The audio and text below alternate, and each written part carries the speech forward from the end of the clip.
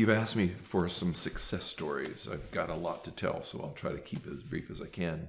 I was working with an organization, international organization, that was filled with extremely talented, very narrowly focused individuals as underwriters and actuaries for a global reinsurance firm.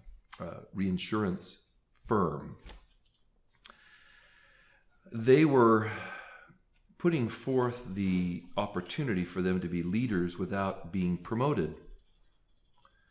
So it was, in our vernacular from the research, is we want you to be phase 3. Somebody who works through others, can take on projects bigger than you could do by yourself, which is what he'd been doing for, I think, 27 years as an underwriter for the European Union for automotive. He did not want to be there. They had chosen him because he was tenured, 25 years, and because our research shows that your contribution perceived by upper-level management actually goes down over time if you continue doing the same things in the same way. Because over against that is they still expect more from you, but if you don't give more, it creates a gap, as it were. It's not artificial, it's very real.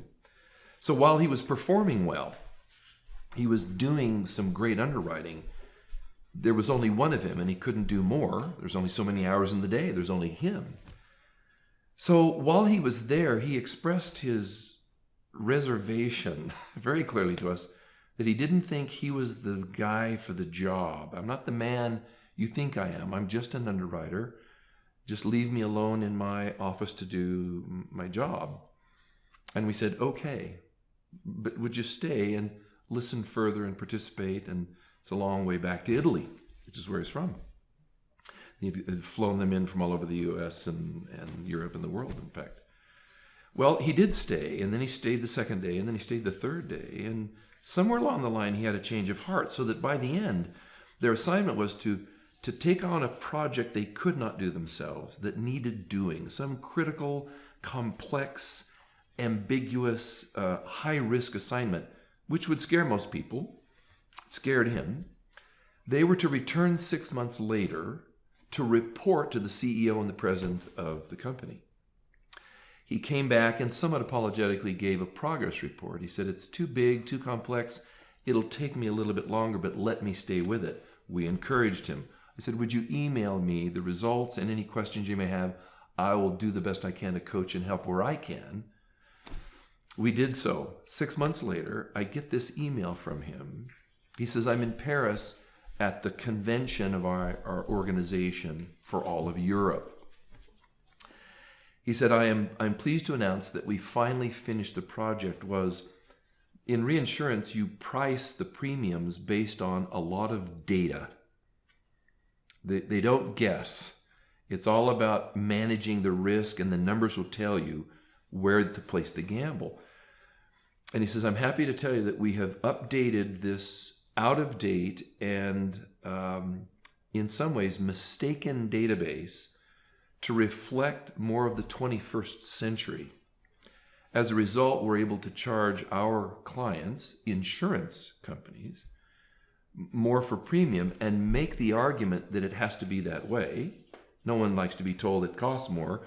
But when they looked at the numbers and did their own figures, because they have actuaries and underwriters as well, they have mathematicians to look at it. They said, you know what? We see this as, and here's what they made in the first quarter. One man, one phase 3 project netted them 700 million euros. Now that's unique. That doesn't happen all the time.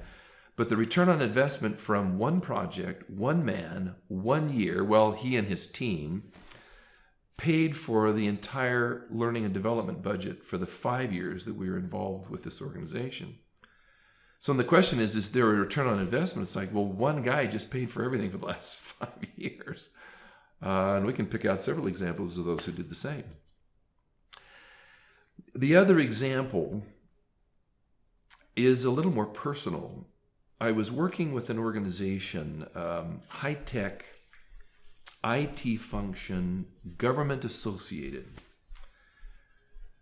we were talking about how managers need to do more than just do work or direct others. They actually need to grow them and lift them. That notion of the tide lifts all the boats. And as a manager, you're the tide. And I asked, does anyone have an example of how someone did that for you? And we had just finished a module on the importance of coaching others, teaching them how to fish instead of giving them a fish. And she said, I've got a story. She said, my coach actually saved my life.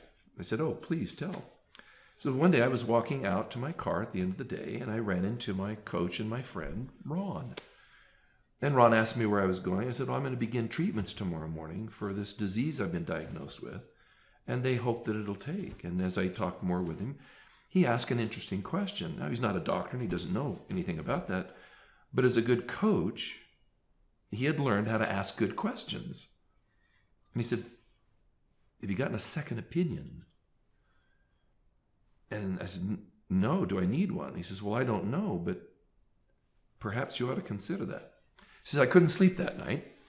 Next morning, I called in and postponed the treatment, and I took a suggestion to go to another hospital that specializes in diagnostic medicine. And sure enough, the second opinion did not verify the first.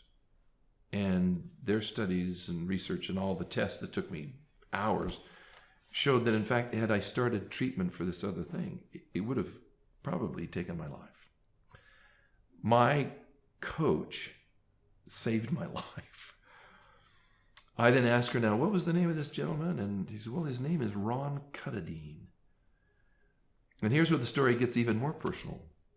I used to work for an organization that taught other organizations how to grow and develop their people by creating individual development plans, owning that development, and then going to your manager to talk about how you can add value in your role. And you own it. The manager doesn't. The manager's there to receive it. Open door policy, let's work together, find the right kind of assignments or whatever. The ironic thing is we never did that inside our own organization. We were too busy telling other people how to do it. Well, it was Ron Cuttadine, who I had known years before working in that organization, that was the only one there that was willing to do that. When I said, oh, I know Ron well. He not only saved your literal life, he saved my career life and moved it on to some great heights. And I'll be thankful for him forever. Isn't it amazing how we're only a couple of points different? So they reach out and touch that. So from a very personal basis, the consulting practice we do to say, managers, here's what great managers do. It's not rocket science. You can probably get this down. We find that it's incredibly helpful. And I'm a living proof of that, thank heavens to Ron.